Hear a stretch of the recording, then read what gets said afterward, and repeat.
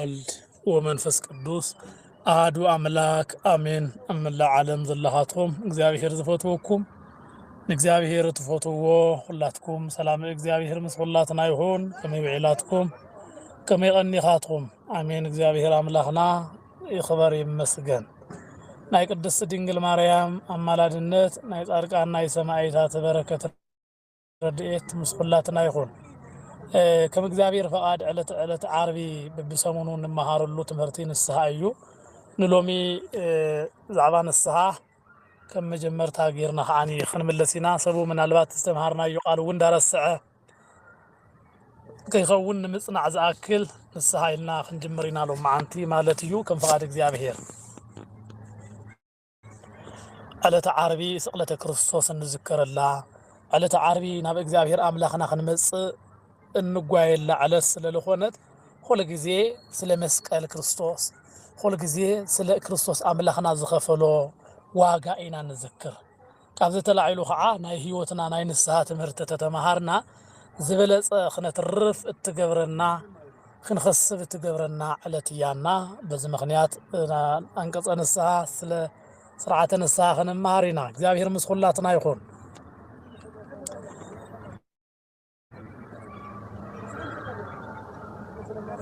ወድ ሰብ ናብ እግዚአብሔር ክምለሰሉ ወድ ሰብ ናብ እግዚአብሔር ክጽጋዓሉ ዝኽእለሉ ብሕታዊ መንገዲ ንስሐ ተባሂሉ ይጽዋዕ ሰብ ኃጢአት ገይሩ በዲሉ ምስ አምላኹ ምስ ፈጣሪኡ ተባኢሱ በዚ ሁሉ ህይወት ኮይኑ እንዳሃለወ ናብ እግዚአብሔር አምላኹ ክቀርበሉ ዝኽእል ብሕታዊ መንገዲ ግን انت ايو تتباهيلو نسها ايو نفست فينا حاتيات غيرنا امنزيرنا عميصنا بيت እግዚአብሔር ارخيسنا بزو حاتيات بقال خنجر زي خلن كي ترف حاتيات غيرنا داغم ናብ እግዚአብሔር ተመሊስና ደቅ እግዚአብሔር ክንኾነሉ ንኽእል በሕታዊ መንገዲ ንስሐ እዩ በሃይማኖትና ወንን ከይተረፈ በሃይማኖት ወንን ተክሂድና ካብት ዝክሓድናዮ መንገዲ ህይወት ክንምለሰሉ ንኽእል ንስሐ እዩ ስለዚህ ንስሐ ናብ እግዚአብሔር እንገብሮ ጉዕዞ ህይወት እዩ ብሕልፊ ኃጢአትን ዝገበሩ ውልድነት እግዚአብሔር አምላኾም ንዝሰአኑ ተወሳኺ ዕድልን ጸጋን ሂባ እታ ንስሐ ናብ ዝቀደመ ህይወቶም እትምልሶም እያ ንስሐ ክንምልከልና አቡና አዳምን ከይተረፈ በቲ ዝገበሮ ኃጢአትን በደልን ካብ ገነት ተባሪሩ ነይሩ እቲ ካብ ገነት ዘባረሮ ጉዳይ ኃጢአት እዩ ነይሩ ናብ ቀዳመይቲ ርስቱ ስፍራው ከአቱ ዝኻለሉ መንገድውን ብንስሐ እዩ እግዚአብሔር ማዳም ንስሐው መስተቀበሎ ጣዓሳው መስተቀበሎ ነብዓቱ መሰምዖ ዳግም ናብ ገነት መልሱዎ አሎ ድሕሪ 5500 ዓመት ናብ ዝቀደመ ርስቱ አትዩ አሎ ኣብ ዝቀደመ ርስቱ ንቦታውን ከአቱ ዝኻለሉ አዳም ብንስሐ እዩ አዳም من تزغبرو حاتيات ناملاخون እግዚአብሔር ስለዝበደለ የንብዕ ነይሩ ይበክ ነይሩ እግዚአብሔር ግን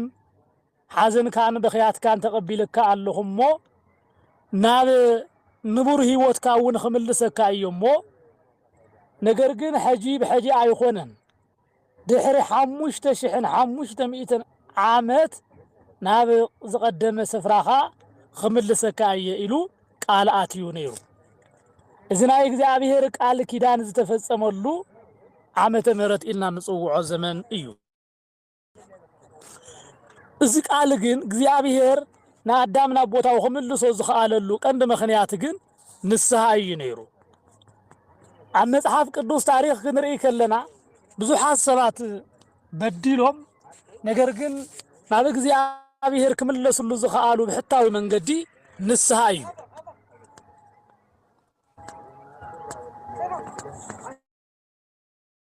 ክርስቲያንና ዓብይ መንገዲ ንህይወትና ንስሐ እዩ ኣብ ቤተ ክርስቲያንና ስርዓት እውን ዓብይ ምስጢርን ዓብይ ስፍራን ዝወሃቦ እዚ ምስጢር ንስሐ ተባሂሉ ዝጽዋዕ እዩ ካብቶም 7 ዓበይቲ ምስጢራት ቤተ ክርስቲያን ዝበሃሉ እቲ ሓደ እንታይ እዩ ምስጢር ንስሐ እዩ እዚ ምስጢር ንስሐ ብትክክለኛ መንፈሳዊ መንገድ ንዝፍጽም ሰብ በእርግጥ ናብ እግዚአብሔር የቀርቦ እዩ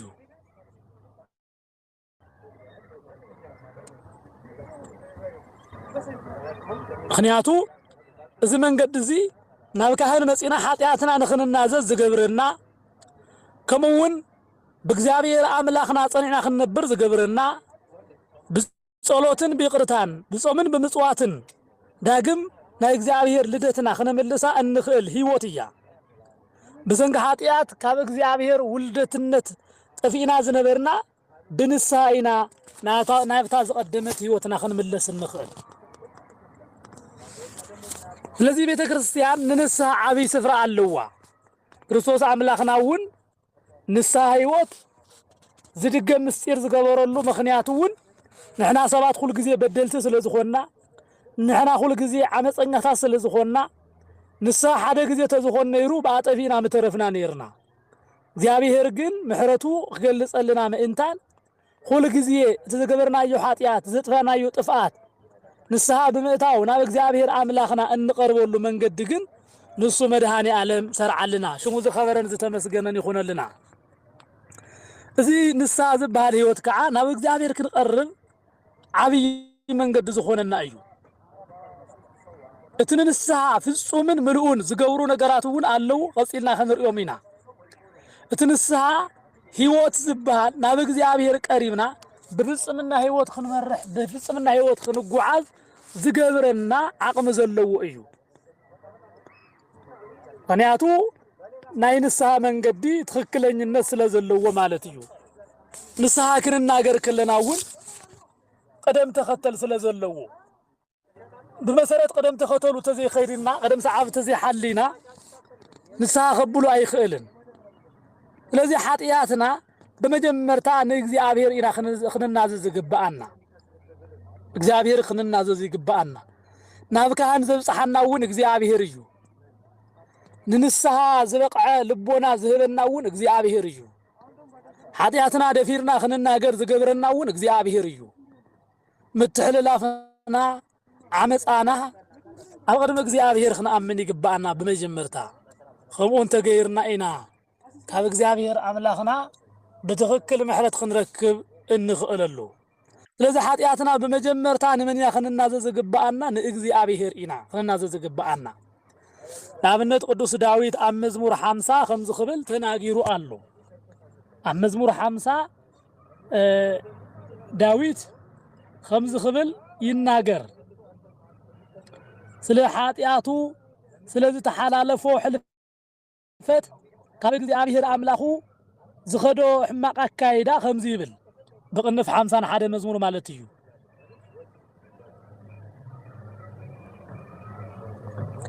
وأملاك كم سهلك محرني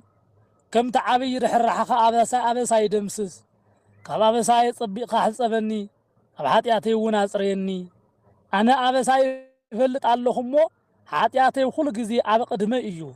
بزربا خاص صادق بفرد خاون خوين خا خطركبسي أنا نعخات راي بدلخو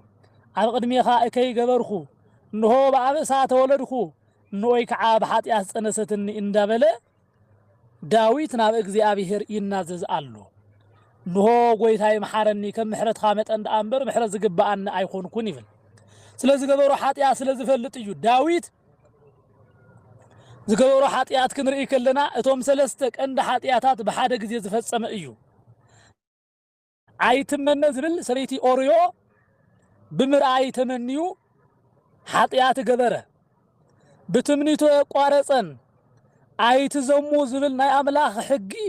ጠሓሰ ብምዝሟት ካሊ አይት ቅተል ዝብል ሕጊ ተመሓላሊፉ ከዓ ንኦርዮ ቀተሎ እዞም ዓበይቲ ኃጢያታት ብምግባር ንአምላኹ ንእግዚአብሔር ዘሕዘነ እዩ ዳዊት ግን ዳዊት ልበ አምላኽ ኢና ንብሎ ንምንታይ ኢና ልበ አምላኽ ክንብሎ ዝኸኣልና እዚ ኩሉ ኃጢአት ገይሩ ልበ አምላኽ ተባሂሉ ዝተጸውዓሉ ሐሳብ ክንርኢ ከለና ግን እግዚአብሔር ከም በደልና መጠን ከይኾነስ ከም ምሕረቱን ከም ይቅርታውን መጠን ስለዚ ምሕረናን ይቅረ ስለዝብልናን እዩ ዳዊት ሕጊ ዝጠሓሰን ከሎ ነገር ግን ብንስሐ ናብ አምላኹ ናብ እግዚአብሔር ስለዚ ቀረበ እግዚአብሔር ምሒርዎ ኣሎ ንኹላትና እግዚአብሔር ይምሓረና ዘይበደለ ሰብ የለን ዘይዓመፀ ሰብ የለን ዘያመንዘረ ሰብ የለን ዘይሰረቀ ሰብ የለን ዘይተመነየ ሰብ የለን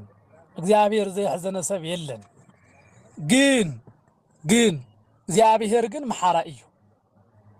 ናይ እግዚአብሔር ምሕረት ከዓ ዳዊት ከምዚ ክብል ይነግረና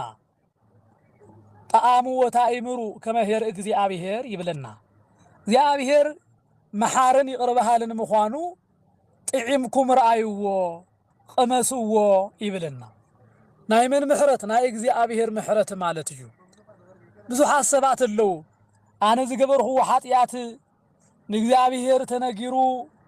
ዝቐርየለይ ኣይመስለንን ኢሎም ኣብ ልዕሊ እግዚአብሔር ዓመፅ ዝፍጽሙ ኣለዉ እዚ ዓመፃ እዩ ብሓቂ ኣብ ልዕሊ እግዚአብሔር ኃጢአት ናይ ዓለም ኃጢአት ተኣኪቡ ኩሉ ንምሕረት እግዚአብሔር ክስዕሮ ይኽእል እዩ ኣይኽእልን ምኽንያቱ ምሕረት እግዚአብሔር ካብ ኃጢአትና ሁሉ ካብ በደልና ሁሉ ዝለዓለ እዩ بحقي ንምንጋር ናይ ዓለም በደል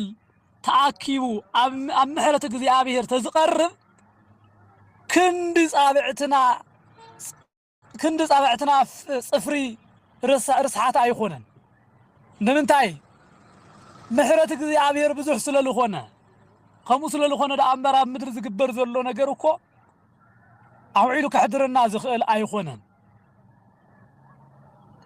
ናውልቀና ክንመጽእ ከለና እውን ሕድሕድና ዝገበርናዮ ኃጢአት ፍጹም ውዒልና ክንሓድር ዘኽእለና ኣይኮነን ግን ከም እግዚአብሔር አምላኽና ምሕረት መጠን ከም ቸርነቱ መጠን አምላኽና እግዚአብሔር ካብ ዘለዎ ምሕረትን ፍቅርን ዝተለዓለ بسلام وعلان حدر لنا امبر بصدقنا ايخونا فلذي እግዚአብሔርና አና ክንደየናይ ምሕረት ከም ዝገበረልና ልብ ኢልኩም ተመልከቱ ኃጢአትና በደልና ንእግዚአብሔር አምላኽ ብምንጋር ካብ ዘለዓለማዊ ኃጢአትን በደልን ርኹሰትን ክንድሕን ይግባአና ወገናቴ እቲ ናይ ንስሐ ሕይወት እንናገሮ ዘለና ማንም ይኹን ማንም ናብ እግዚአብሔር ቀርበሉ ዝኽእል መንገዲ ሕይወት እዩ زبل حاتيا سريحنا أب عمس علونا إينا إلنا نفسنا بآخنا طفاخ يكون زقبانا እግዚአብሔር አምላኽና መሐራይ አምላኽ መሆኑ ፈሊጥና ኃጢአትና አሚንና ናብ እግዚአብሔር ክንቀርብ ይግባአና ንእግዚአብሔር አምላኽ ዝዓብዩ ዕለታ እዩ ንእግዚአብሔር አምላኽ ዓብይ ነገር እዩ ኃጢአትካ አሚንካ ናብኡ ምቅራብ በደልካ አሚንካ ናብኡ ምቅራብ ዓብይ ነገር እዩ እግዚአብሔር እውን ዝደልዮ أزريو كاباين كاباهاتكمن زدليو نجار انتايو تتباهيلو حاتياتنا بدلنا آميننا نابو ممسايو فلذي أبقدميها بدل اللهو እግዚአብሔር መሐረኒ ይቅረበለኒ እንዳበልና ክንለምኖ ይግባአና ዳዊት ንእግዚአብሔር አምላኹ ለሚንዎ እግዚአብሔር ከዓ ምሕረት ገይሩሉ نداويت محرت زجبرنا عنا محرت زي جبرو له مخنيات يلن ناي محرت أبو ناي محرت بعلوانا زهونة إجزي أبيهر نعنا يقرأ زي بلو له مخنيات يلن نتشفتا نتعامس أنيا عمسك الإنكلو بإمنة خوينو نزلمنو محارني يقرب لني نزبولو إجزي أبيهر بيحبوكو إني يقرأ يلوكو إيو نزفاتاي زيمان تباهل عامس أنيان شفتان يقرأ خبالة نعانا يقرأ زي بلو له مخنيات يلن إجزي أبيهر وقناتي سلازي لبوتاتنا زي محارخة أملاخ وقويتا بقطعها أي تقصفني بمعات خاون أي تقسسني أنا ناي حاتيات دوي إيه محارني عصمتي كله تهوي خو الله لبوناي كله سلام سينو الله أملاخي እግዚአብሔር حاتياتين كابد لين محارني خنبلو يقبأنا እግዚአብሔር حاتياتنا بدلنا كله كتفعلنا كدم سسلنا إيو تراي نحنا بإمنة خويننا نعون لمنه شعو እግዚአብሔር نابي كبصحنا عنتو خمز نجر حكم نام مهرن السها نام نبسبو يصوعكم لبنا نبسبو ختمني حاتياتنا بدفرت سرحنا يو حاتيات بدفرت تنازيزنا ناي እግዚአብሔር محرت يقرتا خنركم انتان ناي እግዚአብሔር محرت يدلينا ايو نحنا سلازي فقدنا نحنا سلازي حسبنا طراي منم كنفصمو نخل ነገር የለን ናብ ነብሰቦ ነመሓዝ ግድም ናይ እግዚአብሔር ፈቃድ ይድል እዩ ረክሞ ወዶ እግዚአብሔር ክትልምንዎ ከለኹም ባዕሉ ናብ ዝሾሞም ካህናትን ባዕሉ ናብ ዝሾሞም ስልጣነ ክህነት ናብ ዘለዎምን ምን ይልኸኩም ማለት እዩ እግዚአብሔር ይልኸኩም ማለት እዩ ተመልከቱ ይኹም መሓረና ይቅረበልና ስለዝበልኹምዎ እግዚአብሔር ከምሕረኩም እየ ይቅረኽብለኩም እየ ኢሉ ናብቲ ከማና ሰብ ዝኾነ ነገር ግን በስልጣን ናቱ ተወካሊ ናብ ዝገበሮ ካይን ኸዓ ይብጽሐኩም ማለት እዩ ኃጢአትና ለእግዚአብሔር አምላኽ ምስተናገርና እግዚአብሔር ኃጢአትና ስለ ዓመጽና ስለ በደልና ኣብ ቀድሚኡ ምስበኸና ካብ ኃጢአትናን ካብ በደልናን ሁሉ ክተንጽሐና ፈቃደኛ ሆነልና አምላኽና እግዚአብሔር ንሕና ዓመጸኛታት ኢና ንሕና በደለኛታት ኢና ኢልና ንዑኡ ምስለመናዮ ብምቕጻል ናብ ካህን ወይ ከዓ ናብ ነብሰቦና ክንኸድ ይግባአና ካብዚ ንድሓሪና ናብ ነብሰቦና ክንኸድ ዝግባአና እግዚአብሔር ኣብ ቅድሜኻ በዲለ ኣለኹ እግዚአብሔር ኣብ ቅድሜኻ ኃጢአት ገይረ ኣለኹ ወአምላኸይ ኃጢአተይ በደለይ መሓረኒ ይቅረበለኒ ምስበልና ብምቕጻል ናብኢና ክንኸድ ዝግባአና ናብ ነብሲ ኣቦታትና ክንኸድ ይግባአና ምክንያቱ ኃጢአት ሸኽም እዩ بحلفي حاتيات ناي نفس الشخم إيو ناي نفس الشخم ترايون أيخونا ناي سجاون إيو بوانا الناس ناي نفس انتخونا نجرجن ناي سجا شخمون إيو كابز جرمكم سلام سي إن أنت نيرنا فقر سي إن أنت نيرنا له انتاي نابرا أيو كونن سلازي أزي نهي واتنا صراحة خينا سرح عاقم زسئننا نجزابير لمنا يو لمنانا أول ما እግዚአብሔር ተሰማዕነት ንከይህሉ ዕንቅፋት ንዝገብር ኃጢአት ካብ ህይወትና ክነወግዶ ይግባ ምክንያቱ ኃጢአት ተሸኪምኻ ምንባር ዓብይ ቅሓ ወይ ከዓ ዓብይ ሸኽሚ ተሸኪምኻ ከም ምንባር ማለት እዩ ክብደት ዘለዎ ኣዕጽምትኻ ዝሰብር ሸኽሚ ብስጋ ተሸኪምኻ ከም ምንባር ማለት እዩ ስለዚህ ተዘኸበደና ሸኽሚ ኃጢአት ክነውርዶ ይግባአና ካብ ርእስና ክነውርዶ ይግባአና ሽዑ ካብ እግዚአብሔር ዘላለማዊ ምሕረት ካብ እግዚአብሔር ዘላለማዊ ሰላም ክንረክብና ቀሲና ክንነብርና ሰላም ለኺብና ክንነብርና ኩሎም ምስሓቃቶም ዝነበሩ ሰባት ሸኽሚ ኣለዎም ዘይወረድ ሸኽሚ እቶም ዝተነስሑ ሰባት ግን ፍጹም ዝቀለለ ህይወት ሒዞም እዮም ዝነበሩ ምሕታት ይከኣል እዩ ዝተነስሑ ሰባትን ናብ ንስሓ ዘይቀረቡ ሰባትን ፍጹም ዝተፈላለዩ እዮም ኣብዛ ምድሪ እዚኣ ዝነብሩላ ኣነባብሮኦም ከይተረፈ ኣዝዩ ድኹምን ኣዝዩ ስኬት ዘይብሉን እዩ ህይወቶም ንምንታይ ሸኽሚ ተሸኪሞም ዝነብሩ ኃጢአት ሒዞም ዝነብሩ ስለዝኾኑ እንተጸለዩ ጸሎቶም ኣብ ቅድሚ እግዚአብሔር ኣይበጽሕን ምክንያቱ ኃጢአቶም ጋሪድዎም ስለዝኾነ ማለት እዩ ኣብ ልቦኖም ኃጢአትን በደልን ስለዘሎ እግዚአብሔር ከዓ ንጹህ ባህሪ አምላኽ ስለዝኾነ እቲ ጸሎትን ልመናን ሁሉ አምላኽና እግዚአብሔር ንኸይቀበሎ ኃጢአትና ዕንቅፋት ኮይኑ ኣሎ ማለት እዩ ስለዚህ እግዚአብሔር ምስ ነገርና ናብ መምህረ ንስሓና ወይ ከዓ ናብ ነብሲ ኣቦና ክንኸድ ይግባአና ካህን ናይ እግዚአብሔር ምስጢራት ፈጻሚ ስለዝኾነ ኃጢአትና ክንነግሮ ይግባአና ናይ መን ምስጢር ፈጻሚ ናይ እግዚአብሔር ፈጻሚ ናይ እግዚአብሔር ተወካሊ እዩ ቅዱስ ጳውሎስ ከምዚ ክብል ተናጊሩ ኣሎ قداماي قرنطوس معرف 4 كفقد حاده خمز خبل تناغيرو الله سبنا عنا خم እግዚአብሔር መጋቢታትን ሰራሐተኛታትን ገይሩ ይቁጸረና ይብል ሰብ ነዓና ከም እግዚአብሔር ምስጢር መገብቲ ይቁጸረና ይብል ሓደ ሰብ ድግስ ደጊሱ ሓደ ሰብ መርዓ ገይሩ ኣብቲ መርዓን ኣብቲ ዝክርን ኣብቲ ጽዋውን ከሰልፉ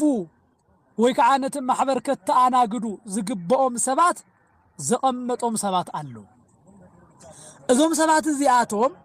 ናይቲ ማዕዲ ተኻፈልቲ እዮም እዞም ሰባት እዚኣቶም ብዘገርምን ብዘደንቅን መንገዲ ናይቲ በዓል ድግስ ሓላፍነት ወሲዶም እቲ ዝተገብረ ድግስ እቲ ዝተገብረ መርዓ ንኹሉ ክበቅዕ ምእንታን እኽሎማይ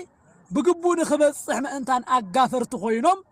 ኣተኣናገድቲ ኮይኖም ዝመርሑ እዮም እዚኦም ብስጋ ዓለም ክንርኢ ከለና ካህናት ግን ኢሉ ቅዱስ ጳውሎስ ንዓና ግን ከም ምስጢር መገብቲ ይቁጸረና ይብል ምስጢር ማዕዲ እግዚአብሔር መገብቲ እዮም ካህናት እትና እግዚአብሔር ምስጢር ቃለ እግዚአብሔር እትና እግዚአብሔር ዘላለማዊ መንግስቲ ብምምጋብ ዝፍለጡ እዮም ስለዚህ ካህን ናይ እግዚአብሔር ምስጢር መጋቢ እዩ ቃል ምእመናን ተቀቢሉ ናብ አምላኹ ናብ እግዚአብሔር ዘብጽሕ እዩ እዚ ሹመት ከዓ እግዚአብሔር ባዕሉ ዝሾመው እግዚአብሔር ባዕሉ ዝሰርሖ እዩ ወገናቴ ስለዚህ እግዚአብሔር نعانا خمس سير مجابيتات يقصرنا خمس بلا مؤمنان حتياتهم من بدلوا من እግዚአብሔር مسنجرو እግዚአብሔር አምላክ كمل اختنياتات غيرو زقمطوم كهنا ስለልኾኑ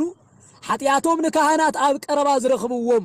ተናዚዞም حتياتهم بدلውን ሁሉ ተወጊዱ ዳግም ደቅ እግዚአብሔር ተባሂሎም ዝጽዋዕሉ ጸጋ እዮም ዝጎናጸፉ ሚልክያስ ተባለ ነብይ እግዚአብሔር ወን خمس ክብል ተናገረ ካህን ናይ ሰራዊት ጎይታ እግዚአብሔር መልእክተኛ እዩ በለ ናይ መነ መልእክተኛ እዩ በለ ናይ ሰራዊት ጎይታ ናይ እግዚአብሔር መልእክተኛ እዩ ይብለና ካህን ናይ ሰራዊት ጎይታ ናይ እግዚአብሔር መልእክተኛ በመዃን ካብ እግዚአብሔር ናብ ምእመናን ካብ ምእመናን ናብ እግዚአብሔር ዘብጽሕ ምድራዊ መልአኽ ንበሎ ምድራዊ መልአኽ እዩ መሬት እዩ ኃጢአትና ተሸኪሙ ሓቢኡ ጉድ ምእመናን ሒዙ ምስ እግዚአብሔር አምላኹ ተነጋጊሩ ምስ እግዚአብሔር ከተዓርቅ ዝኽእል መልእክተኛ እግዚአብሔር እዩ ካህን ስለዚህ እግዚአብሔር ንምእመናን ኃጢአትና ምን ክናዘዝ ከይብሉ ምእንታን አብ ቅድሚኦም ከማቶም ዝመሰለ ሰብ ንኽናገሩ ጽቡቕ ገይሩ ካውድ ሓርካ ዓኒ እቲ ዘሕፍር ኃጢአትን እቲ ትሕቲ ሰብ ክገብረካ ዝኽእል ዝተገብረ ኃጢአት ተሓቢእኻ ከዓኒ ኣብቲ ክሕፍር ዝኽእል ወዲ ሰብ ቅድሚ ቀሪቦም ንኽናዘዙ ከዓ እግዚአብሔር ፈቀደ ምክንያቱ መድኃኒትነቱ ኣብዚ ኢና ንረጋግጾ ሰብ ንእግዚአብሔር ኃጢአቱ ነጊሩ ዘይኣኽሎ ይብሉ ከም ኣይኮነን ክርስቶስ አምላኽና ነቲ ኃጢአተኛታ ምስ ፈወሶ ኪድ ንገዛእ ርእስኻ ንካህን አርኢ ኢሉ ዝለኣኾ መድኃኒና ኢየሱስ ክርስቶስ እዩ ባዕሉ ሊቀ ካህናት እንከሎ ነገር ግን ስርዓተ ሙሴ ጥሒሱ ከይበሃል ግን ንገዛእ ርእስኻ ንካህን ኣምርምር ክብል መልእኽቲ ቀሚጡሉ ኣሎ ንምንታይ ካህናት ኣብ ምድሪ ዘለው ናይ እግዚአብሔር መልእኽተኛታት ስለልኾኑ ኃጢአትና በደልና ክንናገሮ ዝግባአና ንካህናት እዩ እግዚአብሔርማ ቅድሚ ምንጋርና ክንሰርሖ ከለና ክንሓስቦ ከለና እግዚአብሔር እኮ ይፈልጥ እዩ ነቲ ዝፈልጥ አምላኽ ነጊርካዮ ማለት እንታይ እዩ ንእግዚአብሔር ክንነግሮ ዝኣዘዘናውን ኃጢአትና ቅድሚ እግዚአብሔር ክንኣምን ከለና ነቲ ዝኣመናዮ ኃጢአት ግን በቲ ንካህኑ ዝሃቦ ስልጣን እግዚአብሔር ይፍታሕ ክብል ምእንታን ናብኡ ኸዲልና እምበር ኃጢአትና ዘይፈልጦ ይኾይኖ ይኾነን አምላኽና እግዚአብሔር ስለዚህ ከም እግዚአብሔር መገብት ምስጢር ኮይንና ክንናገር ከም ዝግባአና ኣብ መገብት እግዚአብሔር إلنا حتياتنا خنا ورد كم زقبانا ناي سراويت قويتا أجزي أبيهر ملأختي أقميت لنا الله إذا خاء إذا عدل زي ذهبنا أجزي أبيهر جو إذا عدل ون زين رخبولو جزن ساعاتنا الله معازة تباهيلو سبد حرموت سبد حري نفس السجاون مفل لاي إذا أين الساعة عدل كرخبو أي خلم كرخبو أي خلم سبنا نفسي أول مسورده سب مسموته إذا عدل زي فسيمو أي كرخبوني يوجناتي حتياتنا نكهانات أبن نقرلو أول دسمعنا حفرة اللو نشماقينا نقرقن كله خيلكا اتناي مستير ملختنيا زخونه كاهن مستير خا نغزيابير خنغرل خا مئنتان فصوم تعقيسنان دفيرنا نخن نغاغر يغبانا اذ خا غزيابير كم عبي مسواعتنت يقصرلنا ايو كم عبي مسواعتنت قصيرو غزيابير حطياتنا كله خدم سسلنا ايو اسكنا ابنت حطياتنا نغزيابير خنغر كلنا دينا نحفر ويس نكاهن كذا ننصاصر نكاهن كنزر كننغر كلنا ويس نغزيابير حطيات كنغبر كلنا خنسب كنري كلنا ويس نغزيابير مينا منينا نحفرو سب كله نغزيابير زحفرن زخبرن تزخون نيركو صلمات تغنغيرو حطيات اي مسرحن سب مص اي مصيلو اي مسرقن نيرو هنياتون املاخ غزيابير زحبو ነገር ስለዚህ ንካህናት ክንናገር ከለና ግን ኃጢያትና በደልና ሁሉ በብዙሕ ጻዕርን በብዙሕ ድኽመትን ኢና ተሰኪፍና እንዳበኸና እንዳነባዕና እዚ ከም ዓብይ መስዋዕትነት ገይሩ እግዚአብሔር ይቆጽረልና እዩ ከም ዓብይ መስዋዕትነት ኃጢያትካ ከም ኢማን ዝበለ ነገር የለን ኣብዛ ምድር እዚ እንኳ ብዝገበርናዮ ገበን ክንአምን ከለናን ወይ ከዓ ዝገበርናዮ ገበን አሚንና ክንቀርብ ከለናን ከያንና ክንክሕድ ከለናን ዝወሃበና ፍርዲ ከከም ኾነታቱ ይቀልልን ይከብድን እዩ ኣብ ምድር ዘሎ ፍርዲ ክንድዝካ በኾነ እግዚአብሔር ዳ ኃጢያትናን አሚንናን ዝመጻና ከመይ ገይሩ ይቅረ ዘይብለና ከመይ ገይሩ ምሕረት ዘይገብረልና ስለዚህ ትዘፍርሕን ትዘደንቅን ዝኸበደን ኃጢያት ናብ ካህናት መጺና ክንናዘዝ ከለና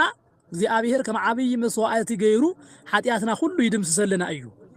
እቲ ካህን ከዓ ክርስቶስ ብዝሃቦ ስልጣነ ክህነት መሰረት ገይሩ ካብ ኃጢያት እስራት ከምዝ ተፈታሕና ልብ በሉ ከምዝ ተፈታሕና እዩ ዘረጋግጸልና ፈታሕ ግን መን እዩ እግዚአብሔር እዩ ግን መረጋገጺ ዝህበና ግን ንሱ ማይሰርተ ኃጢያት እግዚአብሔር ይፍታህ ይብለና من يفتح ይብለና እግዚአብሔር ይፍታህ እዚ ጥራይ ይኾነን ነቲ ዘላለማዊ ህይወት ዝኾን ንንስሓ ህይወት በቂዑን ስጋው ደሙ በቂዕኩም ኣለኹም ክብል ከዓ ይነግርና በመጀመርታ ዘይተገባአና ዝነበርና ሰባት ደሓር ግን ዝግባአና ኮይንና እቲ ስጋውን ደሙን ኣብ ቀዳማይ ቆሮንቶስ ምዕራፍ 11 ካብ ፍቅዲ 27 ዘሎ ቃል ገና ከይተገባአካ ስጋ አምላኽን ደም አምላኽን ከይተበልዕ ከይተሰቲ ተባሃለሉ ንስሓ ክንኣቱ ከለና እቲ ስጋ አምላኽን ደም አምላኽን ክንበልዕን ክንሰትን ኢና ንበቅዕ ማለት እዩ እዚ ብቅዓት ንስሓ ዝህበና እዩ ብንስሓ እንረኽቦ ብቅዓት እዩ ኣብ ህይወትና ውሽጢ ዝረአዩ ጉድለታትን መንፈሳዊ ድኽመታትን ሁሉ እንዳርአና ኣብ ቅድመ እግዚአብሔር ኣብ ቅድመ ካህን እንዳቀረብና ዝመኽረና መንፈሳዊ ካህን አቦ ከም ዘድልየና ሁሉ ጊዜ ክንርስዖ ይብልና ምክንያቱ ኃጢያትናን በደልና ሁሉ ናብ እግዚአብሔር አምላኽ አቅሪቡ ኃጢያትኩምን በደልኩምን መድኃኔ ዓለም ይቅረ ይበልኩም ክብለና ዝኽእል ካህን ስለልኾነ ማለት እዩ ንካህን ኃጢያትካ ምንዛዝ ብባዕሉ ዘትርፈልና ነገር አሉ ዓብይ ትርፍ አሉ ኃጢያትና መልስና ክንነግሮ ከለና ንባዕልና እንኳ ከመይ ዝበለ ምሕፈር ከም ዝኾነ ይስምዓና እዩ ብሕልፊ بسمعي تدفافينا بخالو الصبات دقاف غيرنا زقبرنا أيو حاطيات دحري صباحن لك حاطيات مستفصمن نابا يمرونا خمس كلكو خمي خمسة سكفنا تفلطريهم دقيمنا خننا غيرونكوا بتعمي حفرنا أيو نزو يا ابن السهيوت مجمرتانا بعلهم تناغرو تبايلنا زنقرنا له مخنياتو نزيو كمي كم زخبر تفلط وريهم نينا يربحا نينا يطقمي وقت زقبرنا أيو تسرقنا أيو تزمونا أيو كله زقبرنا أيو نقر كله بزيرو خباز حكر له بحلفي لمنتاي خمس غيره أنا سبديه أنا خمسة كوصر يبلن إلا نجزار إسنا خنصل زقبرنا زلكو خمس عينات حاتياتي ስለዚህ እዚ ከምዚ ዓይነት ሓጢያት እዚ ከምዚ ዓይነት በደል ብኸመይ ኢና ክነወግዶ ዝንኽእል ናብ ካህን መፂና ብምንጋርና እዩ ንባዕልና ክንነግሮ ዘሕፍረና ሓጢያት ንኻሊእ ሰብ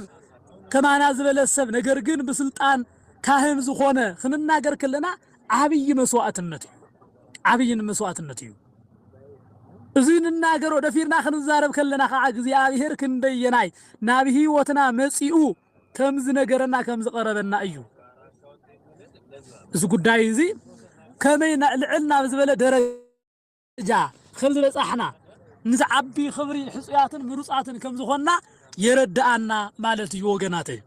فلذي حاتياتنا زيابي هير عملاخي قرخب لنا إنتان خلنا تزجب عنا ناسنا بصحيح خنواس أي جب عنا زيابي هير كوز بلنا تخبير صراحة يكون الذهابنا እታን እሾነ ማለት እያ 1% እንኳ አይተመልእን ካመይቲ ሓጢያት ገይርኩም ይኹም ሓጢያት ስለዝገበርኩም በአጥፉ አይበልኹኩምን ግዳ ናባይ መጽይኹም ናብ ካህን ቀሪብኩም ሓጢያትኩም አውሩድ እዩ ዝበለና እግዚአብሔር መቸም ዛን ምግባር ሃብቲ አይትጥይቅን ኣብዛ ዓለም እዚኣ ካብ ዘሎ ኣነ ከምዚ ኮይነ ኮየ ኢላ ምኽንያት ክንቀርበላ ዘይንኽእል እያ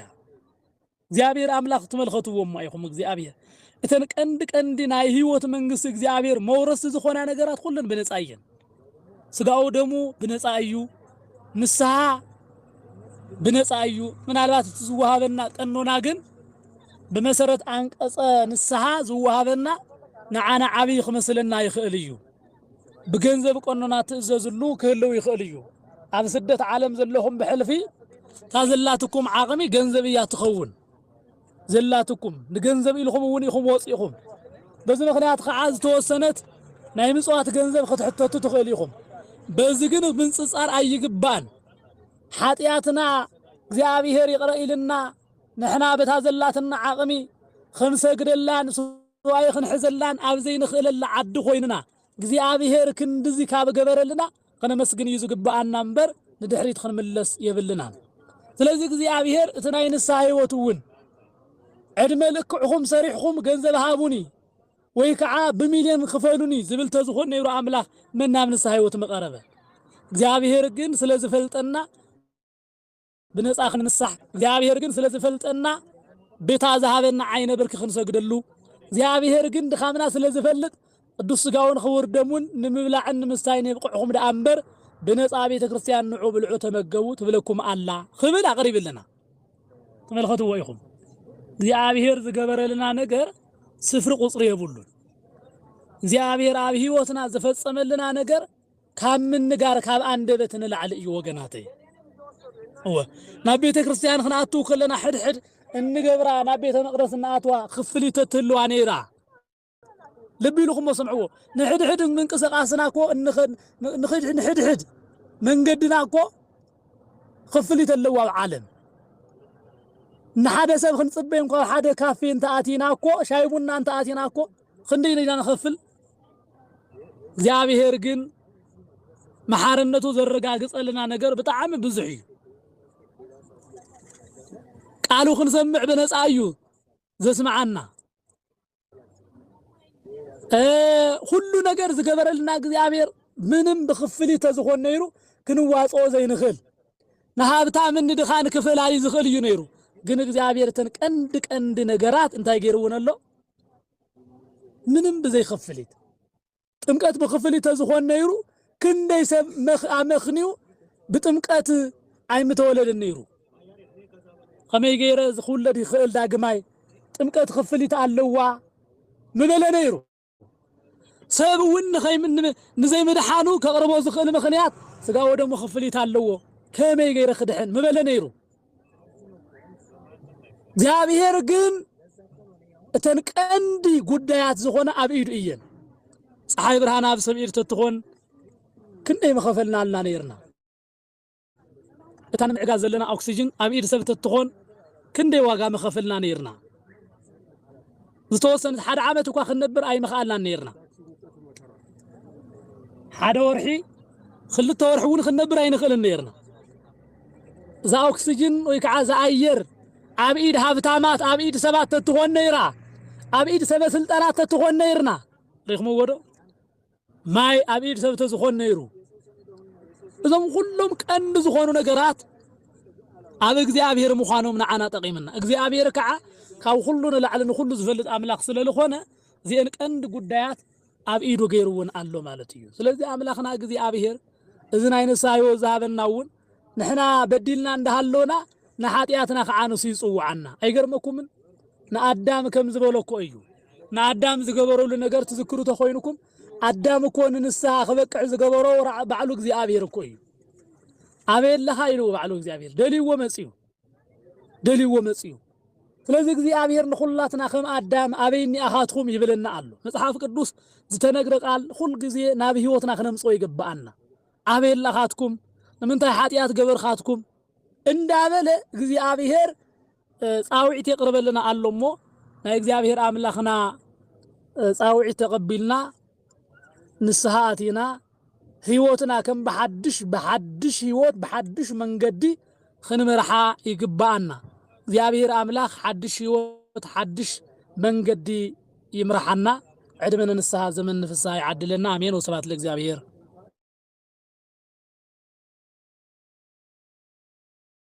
መጀመርታ ግን ተመልሳ ደኾን እንደይ ለሓረኽ ተረጋግጽልና ያ ሓፍትና ጽናአስ እንዳተረዳዳና ስለንኸይድ ስለዝግባአና ማለት እዩ ሓፍትና ከም ዝብልኽዮ ግርማነ ሸይ ጽቡቕ ኣለኺ ብዙሕ ነገር ኣሎና ተዓንቶ ምስተዓንቶ ናይ ሓፍትና ሕቶ ዝተተሓሓዘ እዩ ኣብ ገጠር ዘሎ ወይ ከዓ ማሕበረሰብና ዘሎ ሕዝውን ንንስሓ ዘለዎም ኣመለኻኽታ ልክ ኣይኾነን ዘሎ ብበዓልቶም ሓሳብ ዝኸዱሉ ኣጋጣሚ ኣሎ እዚ ነገራት ሁሉ ኣብ ግንዛቤ እዞም ቀኖና ዝበሃል በመሰረቱ ክመሓይሽ ዝኽእል እዩ ደጉማ እዩ ዘይመሓይሽ ዳ እምበር ቀኖና ከከም ኩነታቱ እንዳተመሓይሽ ክኽእል ዝኽእል እዩ ስለዚ እዚ ጉዳይ እዚ ነሰቦ ኣብ ገዛ ሰብኣያ እንዳሃለዎ ንሳውን ሰብኣያ ዝሓዙ ኣቦኣ ኮይኑ እንዳሃለወ እቲ ናይ ሰብኣያ ኣቦ ዝኾነ ናታውን ኣቦ ስለዝኾነ ልክዕ ንሰብኣያ ስልክ ደዊላ ከም እትረኽቦ ኩሉ ነቲ ነፍሰ ኣቦኣ ስልክ ደዊላ እንተረኸበቶስ እንታይ እዩ ሓጢኣቱ እንታይ እዩ ጥፍኣቱ ንሳ ኣብ ዘላቶ ኮይና ምስጋድ እንዳኸኣለት ኣብ ዘሎታ ኮይና ጾም እንዳኸኣለት ኣብ ዘሎታ ኮይና ንምጽዋት ምልኣኽ እንዳኸኣለት ካብዚ ሓሊፉ ተሪፉ እውን ናይ ገጠር ኣብያተ ክርስቲያናት ጠዋፈን ይኹን ሽምዓን ይኹን ልብሰ ተክህኖ ይኹን ዝኽእላ ዘለዋ ኣሕዋትና እየን ኣብ ደገ ኮይና እዚ ኩሉ እንዳተቐበልካ ነታ ናይ ንስሓ ህይወት ንምቕባል ግን ንምንታይ ኣይኸቢዳትዎም እዚ ፍጹም ትክክል ዘይኮነ ኣተሓሳስባ እዩ ንእግዚአብሔር ከም ባዕልኻ ገይርካ ነታ ብልክዕኻ ዘቕደድካያ ክዳን ንዓኣ ትኸደና ከም ማለት እያ ትኸውን ኣብ መከራ ኮይነን ኣብ ችግር ኮይነን እቲ ሕልፊ ዝተነጋገርኦ እቲ ሕልፊ ዝሰርሕኦ ነገር ወይ ከዓ ዝሰርሕዎ ነገር ናብ ነፍሲ ኣቦኦም ክናዘዙ ደዊሎም ምርካብ እንዳኸኣላ ኣይግባእን ማለት እዚ ሓሶት እዩ ፍጹም ምስ ናይ እግዚአብሔር ሓሳብ እውን ተፈላለዩ ብዙሕ ግዜ ከዓኒ እዚ ሕቶ ኮይኑ እንዳተለዓለ መልሲ ይህበሉ ኣቦታትና መልሲ ይህበሉ ስለዚ ካህን ማለት እኮ በመሰረቱ ችግር ፈታሒ ማለት እዩ እምበር ኣብ ልዕሊ ችግር ደራቢ ማለት እውን ኣይኮነን ንጸገማት ሁሉ መፍትሒ ዝህብ ክኾን ይግብኦ ካህን ብልሒ بلح كون يقبو لبام كون يقبو كان زي شكمو قد يلن كان زي حاو مستير يلن سلازي زقلل نجر زخانة ممنتا يخبي دك مسيلو خصمعهم سبات يسروا حزلو نجرات كلهم سبات قبل عليهم خود نجر أي تشكمو تباهيلو كويو نبع الله خنقبرو زي نخل نجر خنقبرو أمنا أبسب خنقبرو يبلنا سلازي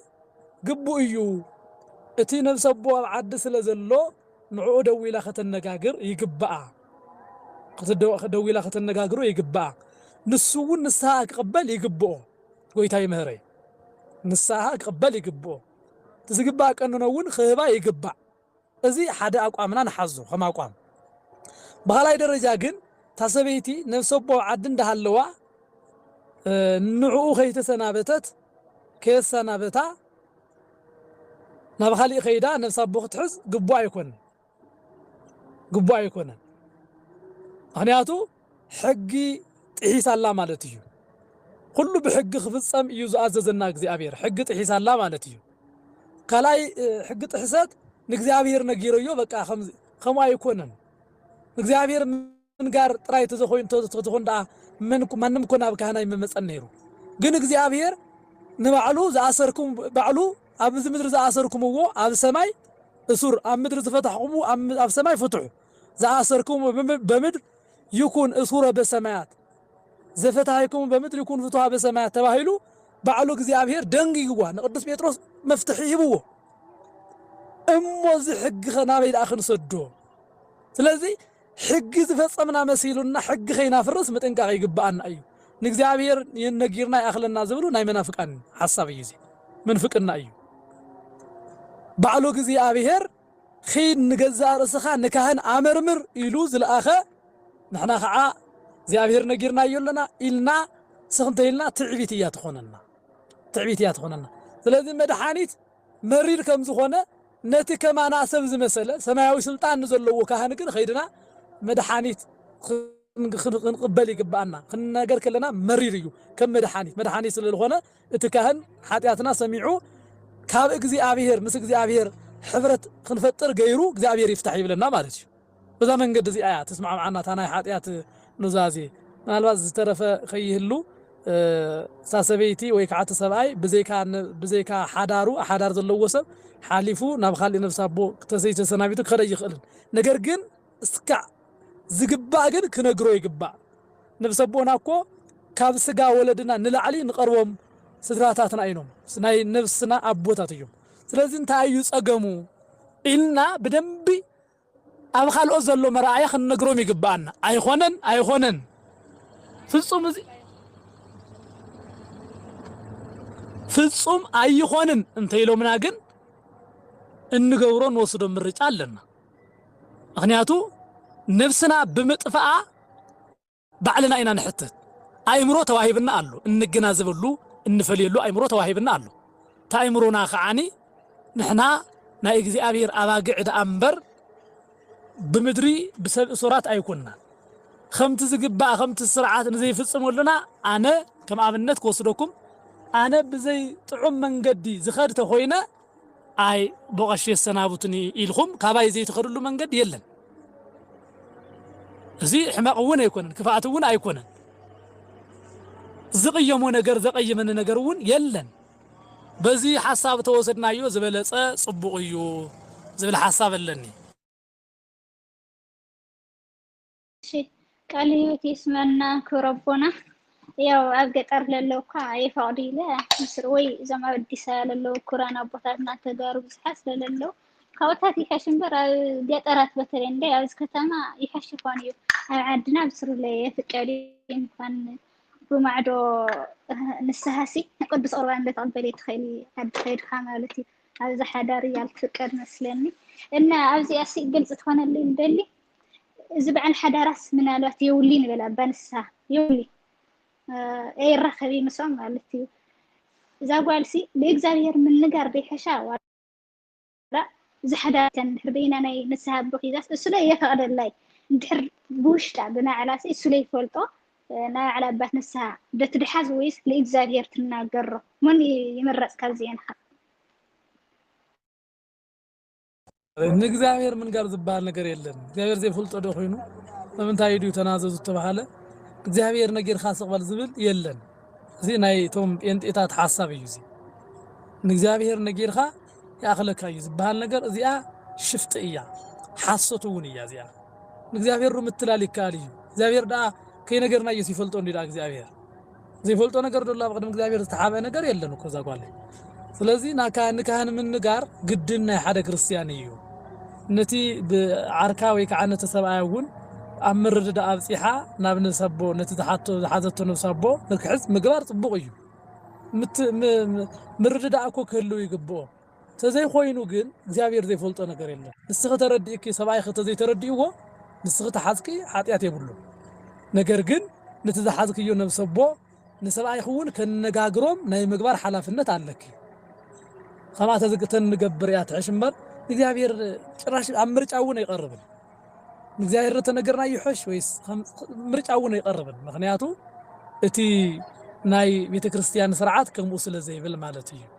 ስርዓት ቤተክርስቲያን ከነخبር ከለና እግዚአብሔር አምላኽውን ነخبሩ አሉና ማለት እዩ ስለዚህ ብዝበለጸ ንነፍስና በገዛ ራስና ከንሐስበላ ይግባ ንንሕድሕዱ ከከም ስራሑ እግዚአብሔር ከፍሎ እዩ ዝተባለ زعباي قدايا نحدنا بحاتياتنا بولقنا كابت حاتتنا نغزا راسخا منصح عفي نغريو نسب حدارك كو نامين خوالا كو نعيل خيوم بينتي لكي زلو كاماراص انتايو او اركب خلا كو زقراصلو منقد كو زيو حدار كو زي يفتحلو منقد ادلو እግዚአብሔር حدا زغبرو ማንም አይፍለየ ተባይሎሎ ግን ታብ حدار ዝንፍለየሎ መንገድታት እኮ አለው ሃይማኖት ዝለወጠ እንተ ኮይኑ በሃይማኖት ዘይአምን እንተ ኮይኑ ክንፈትሖ ግድን እዩ ክንፈትሓ ግድን እዩ ካብ ሃይማኖትና ንላዕላይ ኾነን ምድራዊ ህይወትና ምድራዊ ሓዳርና ስለዚህ ዋጋ ዘኸፍል ነገር ዋላ እንተ ኾነ በእግዚአብሔር አምላኽና በመንግስተ ሰማያት ዝመጻአና ነገር ግን ሁሉ ነገር ልዕልኡ ዝኾነ የለን ውሳነ ከነቐምጠሉ እዩ ዝግባአና ዝብል ሐሳብ ኣለኒ خبرتي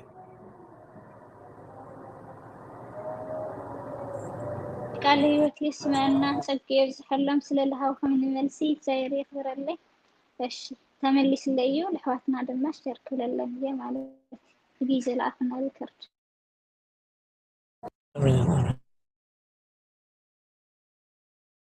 افتنا حتى سكي